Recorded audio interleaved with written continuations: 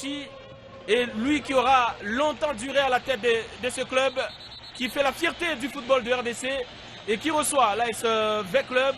Un match que vous suivez aussi grâce surtout à l'implication personnelle de son Excellence Mouyaya, le ministre national de la communication, mais aussi notre partenaire Chris Productions. Merci à eux de toujours accompagner la chaîne des grands événements pour ces genres d'événements.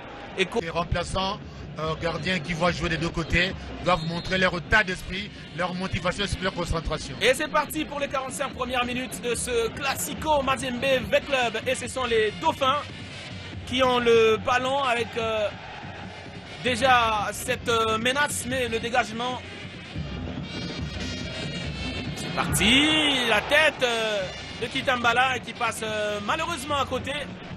Ah, il a un tout petit peu loupé son premier contrôle, mais le ballon reste dans les pieds des Corbeaux avec Mersey Ngimbi qui peut centrer. Kinzumbi, le centre de Philippe Kinzumbi, Ngalamou met de la tête. Attention. Allez, la contre-attaque avec l'Ilepo. Attention, il a de la vitesse et même la puissance, mais la frappe est complètement dévissée. Et le plan... Aucune loi. Mais bon, les jaunes non plus insignifiants. Et le coup franc rapidement dans les gants. Chaké prend son temps. Et attention, c'était toujours 0-0 entre Mazembe et V-Club. Allez, merci Ngimbi. C'était bien inspiré pour le dossard 11 du TP Mazembe Anglebert.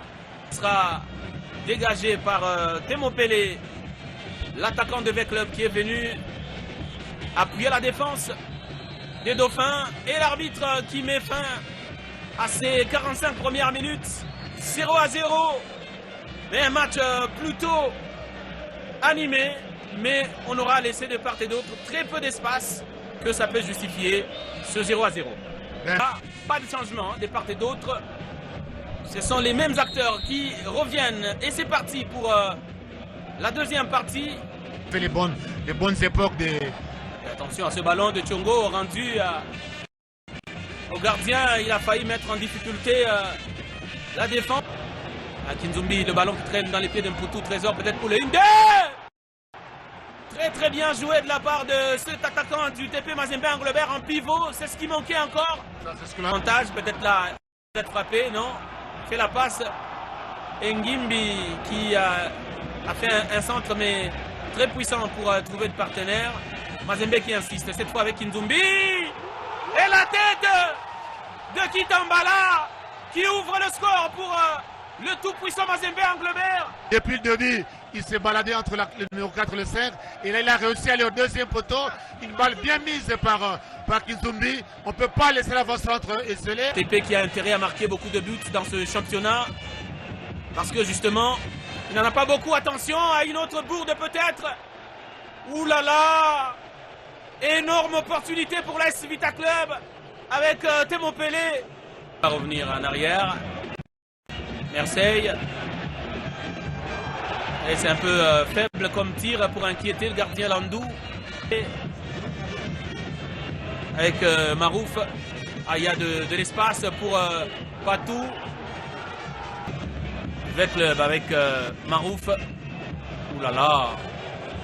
Cette fois, c'est vraiment mal joué par le milieu de terrain de Vita. Un bon ballon, malheureusement, il n'a pas su transmettre à Ngimbi ces ballons. Voilà, donc il n'y a pas d'autre choix. Mazembe Naslo, il y a encore 10 minutes. Peut-être il faut tout miser sur l'avancante qui, encore une fois, qui est esselée. Ah, il est très fort ce garçon. Très solide.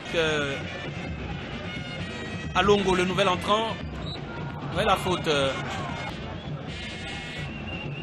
Va-t-il combiner?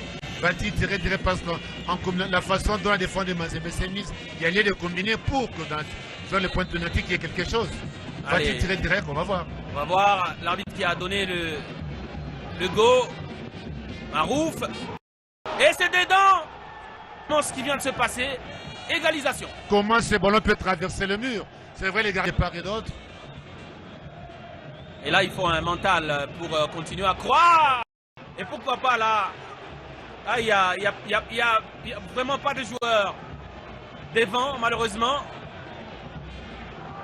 Le même Kitambala seul devant. Il a bien le faire à gauche avec Patou Ebunga, attention à ce ballon qui revient. Donc, occasion de gâcher de Vecle. Allez, le corner joué à 2 avec Alongo. Et l'arbitre qui met fin à cette partie de football. Un partout entre Mazembe et Veclub.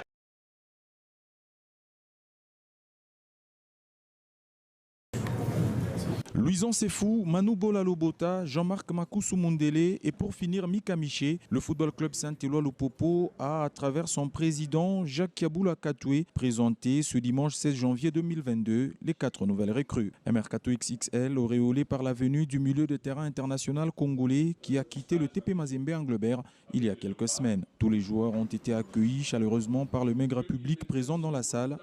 Chacun d'eux a eu l'opportunité de poser aux côtés de son boss. En plus de ces 4, Litademani Jansi, le talentueux défenseur central, a prolongé jusqu'en juin 2025. Par la suite, le président Jacques Yaboula Katoué a répondu aux questions des journalistes. Une belle occasion d'évoquer le cas d'Arc Jones Kabangou, sans oublier les travaux de modernisation du Stade de la Victoire et la création d'une académie. En nombre de communication, celui que les cheminots appellent affectueusement Andani a été clair. Il est important de se mettre d'accord d'abord que le comité sportif que j'ai l'honneur de présider s'est fixé l'ambition de faire du club Saint-Éloi Lupopo le plus grand club de la République démocratique du Congo. Aujourd'hui, nous avons des joueurs qui arrivent. Certes, tout club connaît toujours des mouvements de va-et-vient, mais il y a à peine quelques jours, nous avons connu une sortie de Dark Kabangou, qui était attaquant chez nous. Il est parti, il a été sollicité au Maroc. Après son insistance, nous avons compris qu'il était important de le laisser partir. Il n'y a pas de problème en ce qui concerne son entrée au Maroc. Mais si jamais il se trouvait bloqué, et donc le comité prendra le soin d'analyser s'il y a de la place pour lui. Mais sinon, il est parti officiellement, et donc s'il doit rentrer officiellement, il est question à ce que le comité apprécie.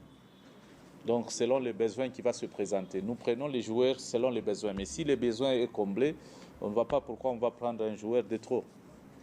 Mais je crois que tous les projets sont maintenus. S'agissant de la construction du stade, c'est notre